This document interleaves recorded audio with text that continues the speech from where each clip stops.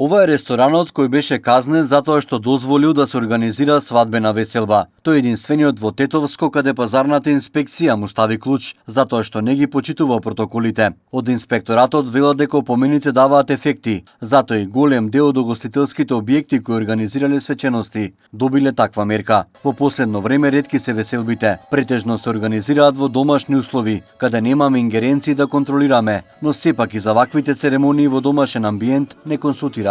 Но сепак не информираат.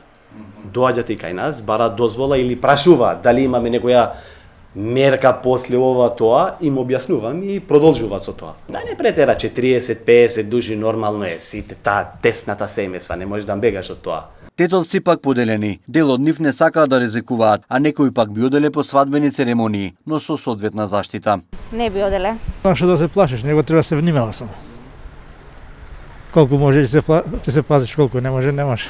Не би одел прво ради моето здравје лично и плюс ради моето семејство. И додека се чека да се измени протоколот број 8, кој забранува организирање веселби, угостителите трпат огромни загуби. Ова е еден од рестораните во Тетовско, каде, како што гледате, масите се празни, гости нема.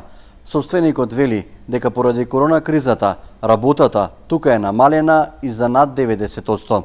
Тие сметаат дека забраната треба да се укине, оти и така е дозволено да се користат услугите во затворените простории. Поради корона кризата се соочуваме со тешки економски последици. Протоколите се донесоа кои што пропишуваат оддалеченост од 1,5 метри од лице до лице и 2 метри од маса до маса. Овие протоколи важат за секојдневна работа, а не важат за свадби, крштевски и родендени, кои не се потребни за наш обстанок. Ние сметаме дека со овие протоколи можеме да се организираме за вакви семејни веселби. И Мемети смета дека треба да се измени протоколот број 8. Ако на пример во еден општ ресторан за исхрана имаш 80-90 души, зошто да не може да се организира во еден салонски ресторан за свадба кога има капацитет со 500 души да се организира таква манифестација? За разлика од месеците април и мај, во јуни во Тетовско се казнети неколкумина угостителски објекти кои не ги почитувале здравствените протоколи за време на пандемија. Податок кој според инспекторатот доволно говори дека свеста кај угостителите е поголема.